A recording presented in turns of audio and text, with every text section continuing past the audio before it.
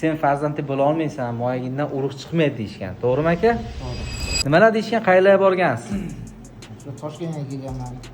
Keyin Bishkekka borganman.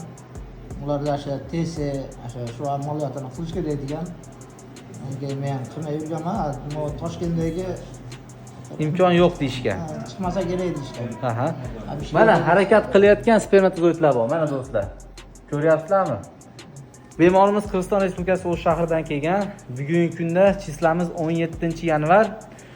Ushbu bemorda juda ham zo'r a'lo natija. Endi ushbu bemorda ham necha yillik bepishlik?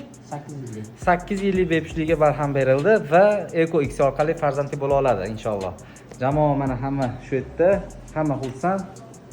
Komandamiz Asxon Glavniy. Xo'p, aytmoqchimanki, sizda farzandlikdan aziyat chekayotgan bo'lsangiz, bir necha yillik bepishlik bo'lsa, tushkunlikka tushmang. Faqat sifatli yechimini qilishga harakat qiling. Bu narsani